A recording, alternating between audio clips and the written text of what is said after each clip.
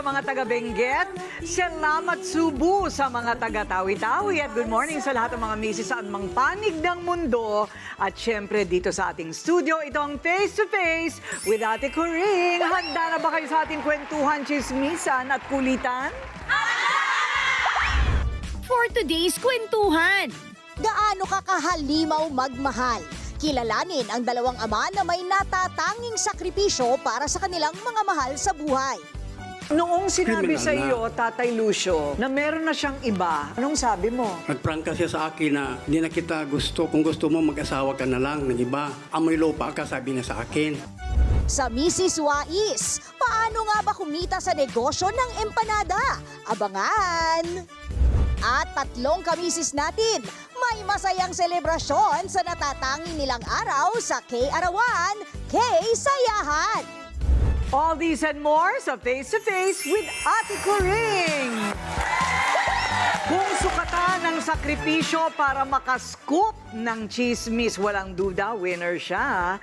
Marites ng Barangay, Laila Chicadora. Good morning, Ate Coring!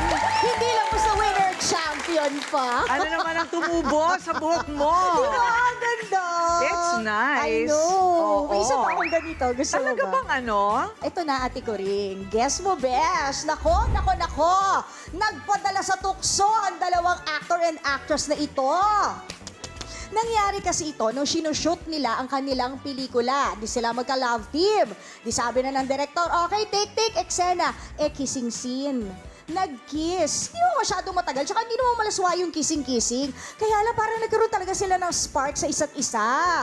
Ay, parang nagka-developan itong aktor at actress na ito. Parehas naman silang single, so okay lang. Wow! Slightly, habang finifilm ang pelikula at nagpo-promote at noong ipinalabas na sa sinihan ng mga pelikula, parang medj naging together sila. Kaya lang, nawala yung spark noong wala na yung film. Pero hindi yun dahil publicity lang, Ate Coring. Nagkaroon talaga sila ng feeling sa isa't isa. Yun nga lang, si ate girl mo ay nai-partner na sa iba.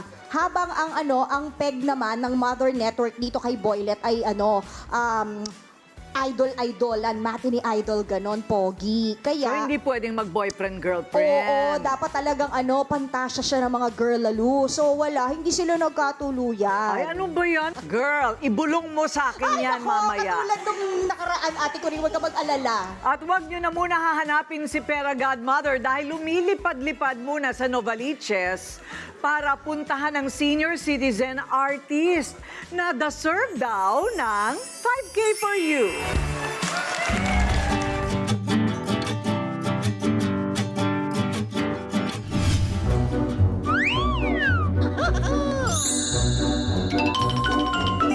Gaano pa ka-importante yung mga drawing na gamit ang kamay ngayong nandito na tayo sa world of AI.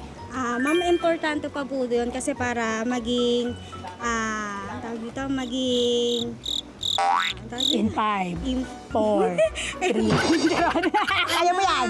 para matuto pa din yung mga kabataan mag-drawing at iba pa rin po yung kamay na ikaw ang mismong gagawa. Tama. Papalawakin pa ng isip mo. Taray, ang lalim. Ikaw marunong ka pa mag-drawing. Hindi. Dami mo sinasabi. Hindi mo pala marunong. May hinahanap akong isang lolo na kahit 76 na taong gulang na ay hindi pa rin tumitigil sa paghahanap buhay. Araw-araw siyang umaasa na may magpapagawa ng drawing para may pambili ng pagkain at vitamins. Tara, kilalanin natin siya. Hello, Lolo Danilo! Hello po, ako po ang inyong Pera Godmother. Ang ganda naman ng dinodrawing nyo. Okay na po bang magkwentuhan muna tayo? Mamaya mo na tapusin yung ginagawa mo. Ang balitaan ko nga sa edad mong 76 years old, ito ang iyong hanap buhay. Bakit po ang pagdodrawing ang naisip ninyong gawin? Elementary pala ako. Yun ang ginagawa ko ng mga... Elementary pa lang, nagdodrawing na po kayo. Kayo daw po halos araw-araw na naglalakad papunta ng mall. Doon po ba ang pwesto ninyo? Oo, parang yun ang lugar ko lang na para tahimik yung paggawa ko. Anong oras kayo pumupunta doon? Mga din. Mga alas 10? Hanggang anong oras kayo naabot doon? Hanggang mga alas 7, alas... So gaano po ka-importante sa inyo yung mga customer na nagpapagawa ng portrait sa inyo? Parang na-expire din ako. Dahil Dahil na-appreciate nila yung mga gawa ko. So Lolo Danilo, kapag po walang nagpapagawa sa inyo, wala nagpapaportrait, ito pong naiisip ninyo. Naisip ko, sige lang gawa para makapag-attract sa mga tao. Positive lang. Magkano po ba kinikita nyo sa isang paggawang portrait? Kunyari ito, ganito kalaki, magkano yan? 1,000 lang. 1,000. At saka minsan, pwedeng sila yung magsabi kung gaano kalaki yung gusto nila. Oo. Magkano yung pinakamura, gaano kaliit? 500 lang.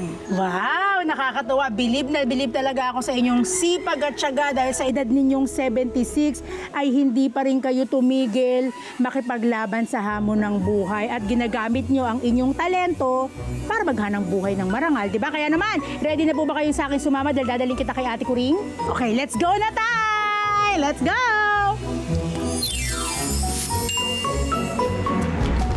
Pero Godmother, yoo-hoo! Where are you? Kuring, nandito ako. Medyo mabagal lang at kasama ko ang ating napakagwapong senior citizen. Ayan. Si Tatay Danilo. Magandang umaga Doon ka po. dito, Tay. Sa gitna ka, Tay. Eto ang mic mo, Tay. Ayan. Ayan. Tay, kumusta na? Okay lang po. Okay naman. Bata ka pa lang, nagdo-drawing ka na talaga? Opo. Talaga? Hilig ko na. Hilig mo na. Nakuha mo ba yan sa tatay o nanay mo? Actually po sa kamag-anak. Sa kamag-anak. Talagang meron kayong mga kamag-anak na artist. Opo. Ang galing naman. So, Tay, parang nakikita ko medyo nanginginig na yung kamay mo. Ano ba yan? Pasmado ba yan? Hindi O- naman po. Ha? Hindi naman po. Hindi naman. Para siguro dahil first time ko nakita kayo. Ay, nanginig Ayan sa'yo. naman, oh. Nanginig sa ganda mo, Ate Kuring. Ako pa pala may kasalanan nito? Kasalanan mo to. Pakita nga niyang drawing Pakita natin yung drawing niya. Oh, di ba? Wow. Drawing kamay. Wow! Anong ginagamit mo rito, Tay? Ballpen po. Ballpen! Tingnan nyo naman kung gaano kagaling ni Tatay. Tapos may panghuli Oh. tayo. Wow! Look at that! Tingnan niyo to, guys. At ang pinale, Oh. etong pinale, ang naabutan ko nung umikot ako ng Novaliches, eto yung kanyang ginagawa. Kamukha ko nung nakita ko. Sabi ko, Tay, hindi pa tayo nagkikita pero dinadrawing mo na ako. So, makita. Ivana. medyo ano lang, hindi lang masyadong mahaba dito. Pero medyo malapit na rin sa akin, ha? Gaano katagal po kayo gumuguhit ng ganyan? Ang isa pong ganyan, bali 1 week lang. 1 week? Lang. Wow! Talagang inaaraw-araw ninyo, Tay. Opo. Mula dati pa hanggang ngayon, ito na talagang ginagawa mo? Kaya po ang trabaho. Oh, kumikita ka naman. Yun lang. Ha? Minsan iba't iway. Mga iba't iway. Yes. Magkano ba yung isang ganun? Mura lang po ang singil ko. Sabi natin kay Ivana, bilhin na lang niya to, no? Para kota, no? di ba? Oh. Magkano ang benta mo ng ganyan mo? Ano lang yan, 1,000 lang ang singil ko nga eh. Alam nyo, Tay, talagang yung mga tulad mong pinagpapala kasi hindi ka nagnanakaw, di ba? Hindi ka nangungurakot, hindi ka talagang marangal ang iyong ginagawa. Opo. At yung talentong binigay sa inyo ng Panginoon, ginagamit nyo. Correct. Opo nga. Di ba? Kaya, hindi lang dapat 1,000, dapat 5K for you! Oh, 5K dapat! Oh, Tay! Salamat po. Oh, di ba? Dadagdagan ko pa dahil bibiling ko yung isa dyan. Yung Akin kamukha ay- ko? Hindi. Alam ko yung kamukha ko, Eto, eh. yan. Yan Gusto po, ko itong bilhin. Artistic po yan, artistic po yan. Ano? Artistic ang pagkagawa ko. Ay, oo, abstract. Oo, babayaran kita ng 3,000 para dito. Salamat po. Thank you, At Tay. eto pa, Ate Kuring, dahil nag-request siya sa akin ng mga madagdagan daw yung mga pang drawing na magagamit niya. Okay. So eto, may pangpinta ka na, Tay. Andito po yung request nyo. Ayan, nakita mo ba dyan? Ay, may pangpinta ka. Yes. Sketchpad, coloring, pencil, chumenilin, lahat Ay, nandyan. oo. Maraming Happy? salamat po. Opo. Huwag mo nang sasabihin na nagkaroon ka ng 5,000. Napanood tayo. Napanood tayo. Yan mo na. Basta ipagkaila mo, sabihin mo, kunwari lang pala yun. Oo, Tay, ha? Opo. Sana palakasin pa kayo ng Panginoon at humaba pa inyong buhay. Opo. Yay! Maraming salamat po. Kaya po nyo, igagawa ko rin kayong souvenir. Ay, gagawa mo drawing ako. ka? Ako magbibigay ng litrato, ha? Opo. Kailangan maganda ako doon. Sa messenger lang po. O sige ha, papadala ko sa inyo, bibiling ko sa inyo ha. Opo. Promise mo. Opo. Eh yung mga aso ko, kaya mong gawin. May mga ginawa din po kung mga aso nagpagawa sa akin, foreigner, dinala sa bansa nila. O Yung ayan. lahat ng aso nila. International artist ka na nun, Tay. Oh, wow. Okay, pipicturean ko lahat ng mga alaga kong aso Opo. at gagawan mo sila, ha? Opo. Ayan, thank you. O, sino naman ang susunod? Naku, meron ako nakita, Ate Kuring, na estudyante na sa murang edad ay nagbanat na ng buto. Naging kargador para masuporta ng mga kapatid. So, kailangan makilala mo siya bukas. Ay, wow! Ang galing ng mga ganon, ano? Sana paglaki ni Pepe and Pilar, sustentuhan nila ako. Ay, why not? Si Tatay Danilo nagsasakripisyong maghanap buhay sa kabila ng edad. Ilan taon na kayo, Tay? 76. 76. Biro nyo yon. Para mahanap ang nawalay na anak. Kayo ba, mga kamisis, gaano kayo kahalima o magmahal para sa mahal nyo sa buhay?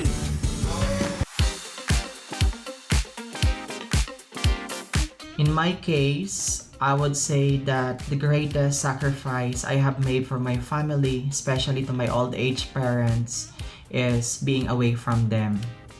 Kasi currently, pinili ko na magpa-assign sa malayo sa aking work assignment dahil nandito yung magandang opportunity. Kaya tinitiis ko kahit na hindi ko sila nakakasama sa araw-araw. I'm doing all of this because I wanted to give them a much comfortable life. Nung college, pangarap ko talaga magbanda-banda, mga rakrakan. To the point na minsan, napapabayaan ko ng pag-aaral. Pero nung nakita ko yung struggles ng parents ko, doon ko na na-realize na sacrifice ko yung pangarap ko. Mag-focus na lang na makatapos, makahanap ng stable job, tsaka makabawi sa kanila. Ang masasabi kong biggest sacrifice na nagawa ko para sa pamilya ko ay ang pagpili sa kanila over sa karir ko.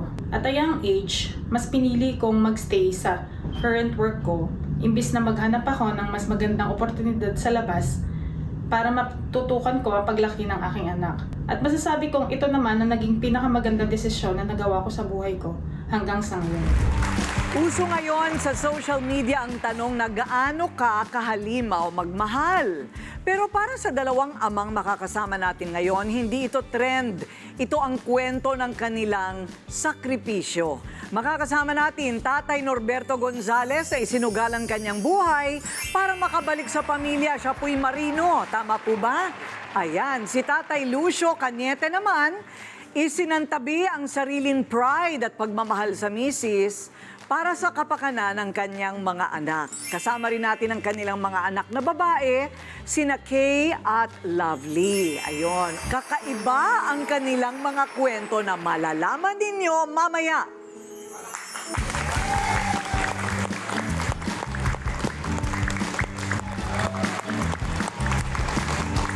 Gaano ka kahalima o magmahal o ano ang kaya mong isakripisyo para sa mahal mo sa buhay?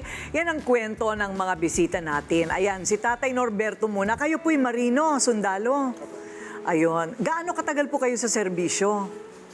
Bali, 27 years. 27 years. Ilan ang anak? 4, ma'am. 4. 4 Okay, na so babae. pang ilan ka? Bunso po, ma'am. Ay, ikaw ang bunso. Yes, po. So paano yan? Parating wala ang tatay mo. Yes po. Lagi po siya na-assign sa Mindanao, then Naku, sa kung saan pa naman ang bakbakan, doon Yes kayo po. pinapadala. Magulo pa ba sa Mindanao hanggang ngayon? Sa ngayon, ma'am, parang hindi na gaano. Dati nung panahon ng, lalo na yung kay, Ola Otwar ni Erap. Magulo talaga. Panahon ni Pangulong Erap. So, nandun ka nun? Opo, ma'am. Talaga ba? So, gaano ka naging delikado yung sitwasyon mo doon sa iyong mga naranasan? Kasi nung Ola Otwar, ma'am, kami, 1 platoon lang muna na pinadala. Oo. Doon sa Maguindanao.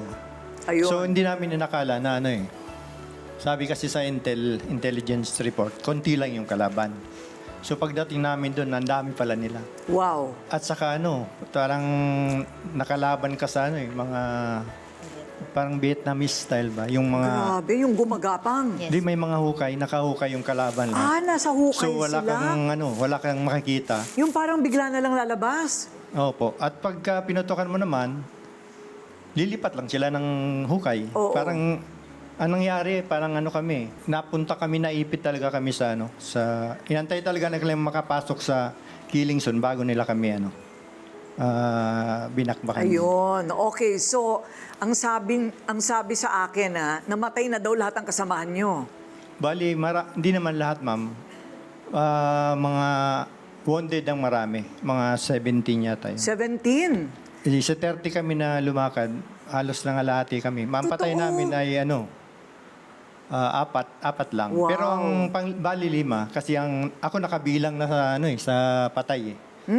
Kasi na-missing ako doon ng 3 days. 3 days? Bakit ka nag-missing? Naiwan ako doon sa kampo ng kalaban. Naiwan ka sa kampo ng kalaban? Bali, hindi kayo magkipangita na dahil parang maisan siya. Yung iba kasi halos yung kasama ko nga na team leader ko, kausap ko pa lang, tapos hindi na sumasagot. Yung pala, nataga na siya. Ganun. Nataga? Paano mo na-survive yung 3 araw? Nung gabi lang ako lumalakad. Sa araw, nagtatago ako. Ganon. So, Akala nila wala na kayo. Kaya nga na-report ako sa missing in action. So, parang pinalagay ng tropa na patay na ako doon. Anong inspirasyon mo para ikaw ay mabuhay at makabalik? Nisip ko talaga yung pamilya ko. Time na yun, ang anak ko lang, 2 pa lang. So sabi ko, pag mawawala ako, paano na yung mga anak ko? Oo, syempre. Isa nga sabi ko, naiyak ako, pero sabi ko, sensya na. No? Pero yun ang reality ng pagiging sundalo. Oo. Hindi mo alam na malalagay ka talaga sa panganib. Akala namin, pa-drill-drill lang. Yung pala, Aba, totoong hindi. gera Gera ang pinupuntahan nila. Kay, bakit mo naisipang i-post yung kwento ng dad mo? Ano po yun, parang nanonood po kasi siya talaga ng mga war sa TV. Then, parang biglaan lang po nakita niya yung sarili niya na, uy, ako to Tapos pinanood niya po sa amin. Tapos parang doon po na-redeem po yung mga kwento ko nung elementary ako na si Papa naiwan yan. Tapos bumalik lang. Tapos hindi lang po kasi yun yung first time na naiwan siya. Parang meron pa pong second time na nabaril naman po siya sa paa. Parang ayun po yung lagi kong inuulit-ulit na kwento. So parang sobrang na-amaze po ako, tas sobrang na-inspire po ako kay Papa. Kaya po siya yung nilook up ko po talaga sa life. At ang tingin mo sa lahat ng ginagawa niyang yon ay dahil sa pagmamahal. Oy, palakpakan naman natin si Sir Norberto sa kanyang serbisyo sa bayan. Pag-usapan naman natin mamaya. Paano naman hinarap ng mga anak ang matinding pagsubok sa kanilang pamilya nang magkahiwalay ang kanilang mga magulang? Huwag kayong maalis.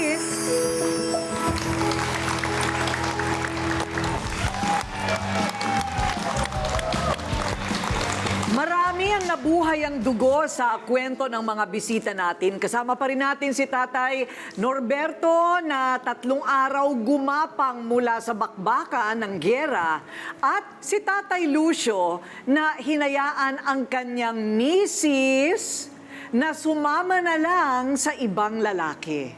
O kaya nyo yun? Kaya nyo yun? O sige, Lovely, ikaw na lang munang magkwento. Ganito po kasi yun, Ate Corina. Umuwi po si Mama ng maaga nun. Hindi po sila okay ni Papa ko nun. So sabi po ni Mama ko, uuwi dito yung asawa ko, pero wag mo nang sasabihin sa Papa mo. Sabi niya po ganon. Ganon yung nanay mo, bigla na lang nagdala ng iba dahil lang sa hindi sila nagpapansinan?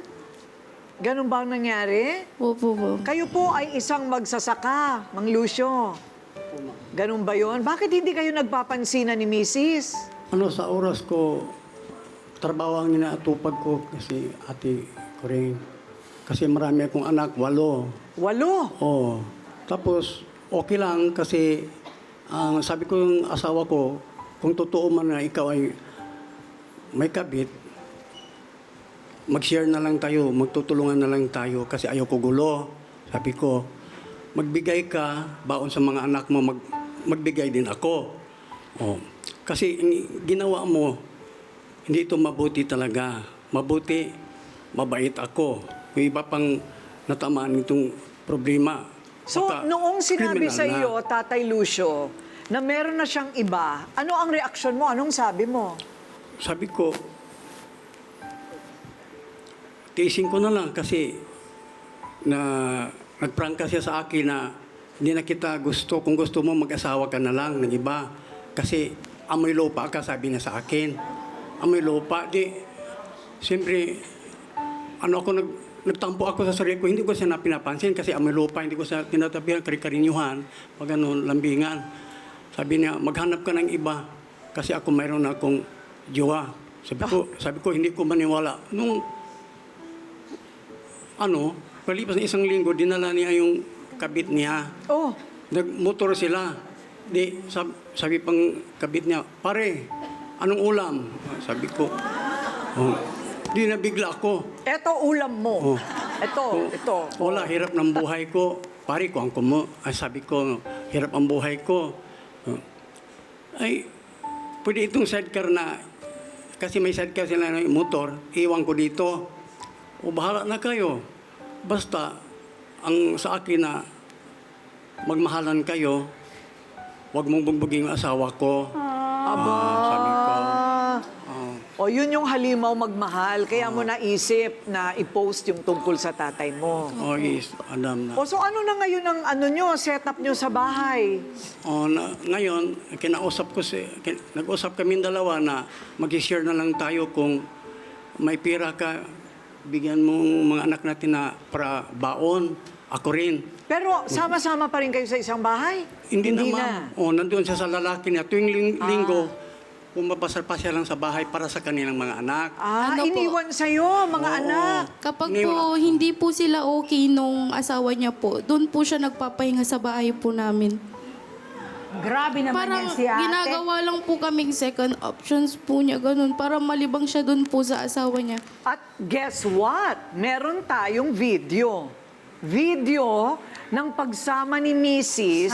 sa kanyang bagong jowa. Ano ba yan? Sige nga, papanood. Bye-bye! Bye-bye na, oh! Bye-bye na, where's my kiss? Bye-bye! O anong sabi? Ang bigat ng kwento ni tatay. Ang sakit sa puso. Iyak nang iyak si Nanay Linda. Ano pong masasabi niyo, Nay? Tatay Lucio, gaano po kasakit nang malaman nyo na nangaliwa po ang inyong asawa? Ay, napakasakit. Parang gusto kong umiyak pero walang lumabas. Ang ginawa ko, punta ko sa bukid, dala ko yung itak ko. Doon sa bukid ako pag sa init ng ulo ko, ginaganon ko. Okay, dyan naman. Ate Coring, may tanong si Ate Cecil tungkol sa post-traumatic stress disorder kay Kuya Norberto. Sir, hindi po ba kayo nakaranas ng war shock nung panahon na nag-ano kayo noon? War shock. Apo, war shock. Yun. Ay, sa totoo lang, naranasan talaga yon. Minsan nga after nung gera na yon, ako yung bang, hindi ako makatulog paggabi. Pagkakunting kalampog, tumatayo agad ako niya. Ay, may ganun talaga. Pero ngayon, ano po ang nagpapaligaya sa inyo? Anong nagbibigay sa inyo ng ngiti? Pamilya talaga. Kayo, sir, ano ang nagpapangiti sa inyo, Mang Lucio? Mga anak ko lang. Talaga? Oo. Masaya na ako pag makita ko sila. Ang mga tunay na halimaw magmahal. Napatunayan natin maraming muka ang pagmamahal ng isang ama. Minsan, ito'y pakikipaglaban para mabuhay. Minsan naman, ito'y pagpiling magpatawad kahit nasaktan. At sa tanong na gaano ka kahalimaw magmahal, marahil walang makakasagot ng mas mahusay kundi ang isang magulang. Maraming salamat po. Thank you po. Maraming salamat. Congrats, sir. Lolo ka na. Hindi halata. Kasi wala kang buhok eh. Hindi kita yung puti. Sir, yung pustiso mo ha. Kami nang bahala sa pustiso mo ha. Next na! Paano kumita sa negosyong empanada? Alamin natin sa Mrs. Wais. At 3 kamisis natin ang uuwing abot langit ng ngiti dahil sa bonggang K-Arawan, K-Sayahan. Tayong mga misis, hanggat kayang may matutunan at pwedeng gawin sa bahay, i-push natin yan gaya na lang ng paggawa ng homemade empanada bilang instant negosyo.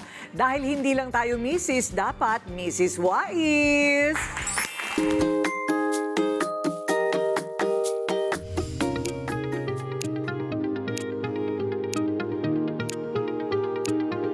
Tiklop dito, benta doon. Yan ang negosyong empanada ng kamisis nating si Vanessa. Noong November 2025, nag-scroll lang ako sa Facebook, sa kahit isang social media platform. Tapos nakita ko, parang ang daling gumawa ng dough. Kasi mahilig naman ako mag-bake. Tapos si Mr. naman, mahilig naman siyang magluto. At ang katuwang ni Vanessa sa negosyo, ang kanyang mismong life partner. Yung pag-umpisa niyan, pinatikim muna namin sa family namin kasi sila yung unang critics namin eh. Kasi unang-una napakadali niya. Kailangan mo lang talagang maging creative sa kung anong feelings yung kailangan gusto mong gawin para at least kahit papaano kumita ka. Kasi hindi naman palaging kailangan mo lang mag-antay kung ano yung gagawin mong trabaho. Hindi siya papatok kung hindi mo susubukan. Alam nyo na, mga kamisis, baka sa susunod yung scroll manggaling ang inyong negosyo.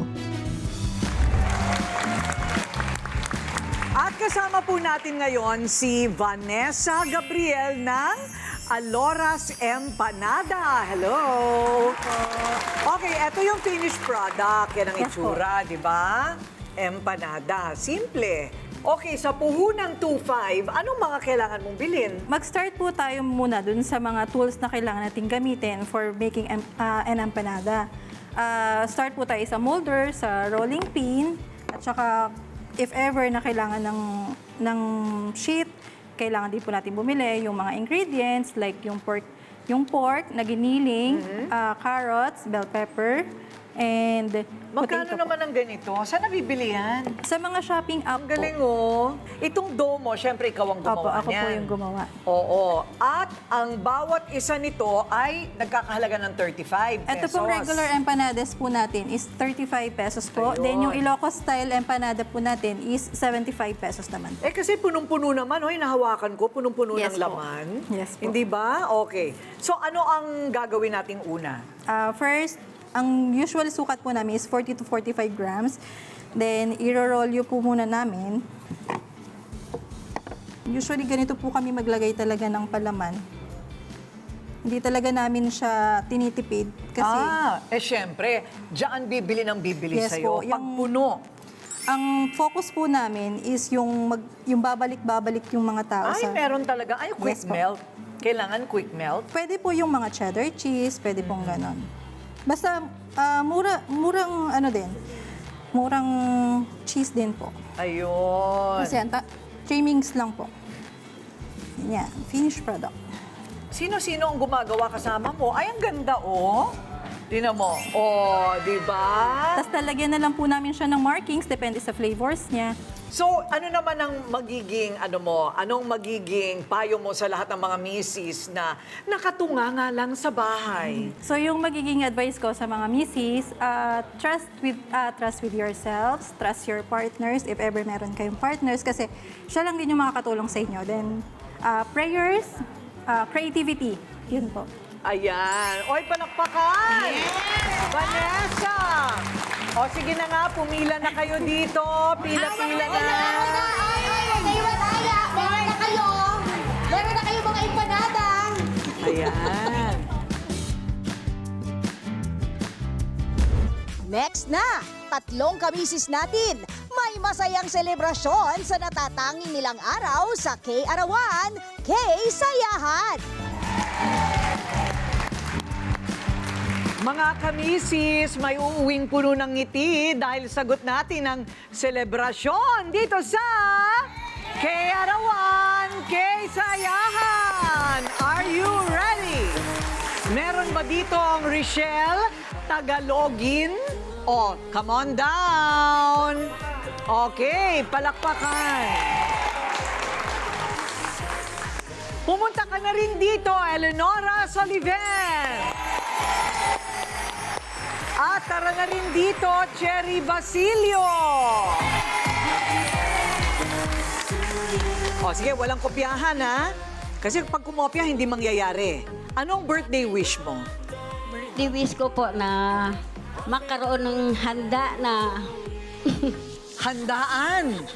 kundi at saka yung para sa mga anak ko. Totoo ba? Mangyayari yan. Pauwian ka nga namin ng cake. Ikaw naman. Birthday wish ko po, nakasama ko po dito sa si Ate Corinne sa happy na po ako dito. Nandito po ako sa TV. Wow! Naku naman, kiss naman. Wow! Dream come true ka, girl. Huwag mo ko utangan. Wala na ako, pinamigay ko na lahat. Okay, ikaw naman, Mrs. Anong birthday wish mo? Sana po magtuloy-tuloy po na work from home pa rin po ako sa trabaho para makasama ko po yung anak ko, makapag-show din ako dito sa inyo lagi. Aba, di Tapos ba? trabaho sa gabi. Alam mo, namimihasa ka, ha? Ano tuwing birthday mo, ikaw? Ayan. So, bawal ang malungkot at ma-stress dahil araw nyo ngayon. Kaya sagot na naman namin ang selebrasyon ng iyong karawan. Siyempre, hindi tayo kompleto pag wala ang Whippy Cakes by Calorie. O, baka mo to, te. Kunin ko yung isa. Ay, may mga ano rin, paru-paro. Ay, oo, araw ng paru-paro, araw ng mga anak. Oo nga. Pero godmother inspired kasi Ate Corinne. O, ayan. Eh, syempre, Ate Corinne, huwag kakalimutan ng mga bulaklak, di ba? Oo, ang mga ating bulaklak. From Oo. Denki Blooms, na bloom. Denki Bongga-bongga. Blooms. Ayan. O, tigi-tigisa kayo ng ganito, ha? O, hawakan nyo. Hindi ko alam kung paano gagawin ninyo. Akin na, ibigay ko sa kanya to. Aba, mga misis got talent, oh.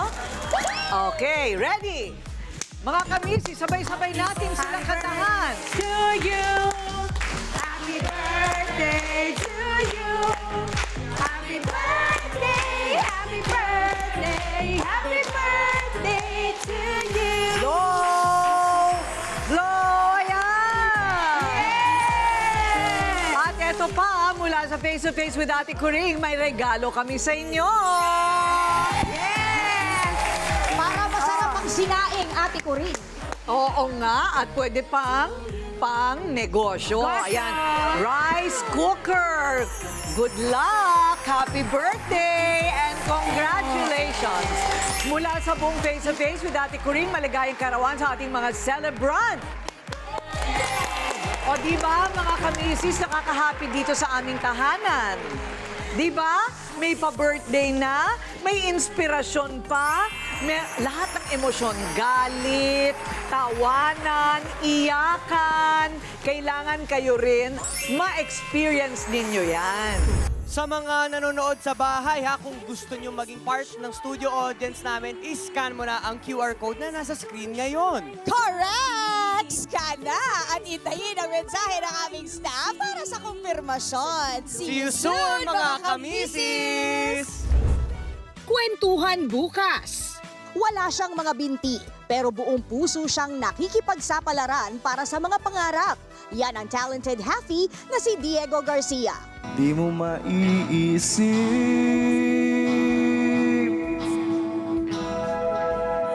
di mo makikita.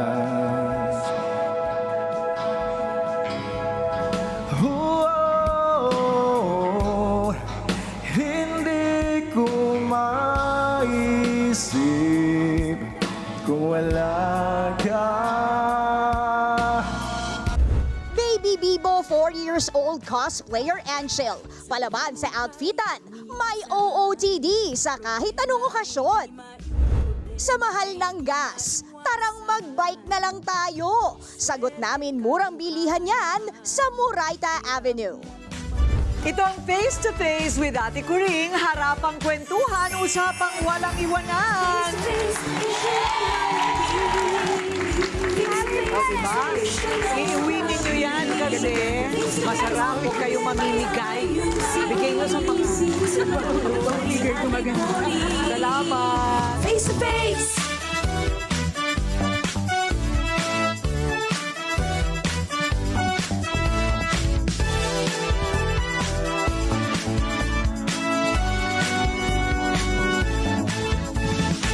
Sa buhay buhay minsan, problema'y di maiwasan. Swerte't kabuhayan, hirap mong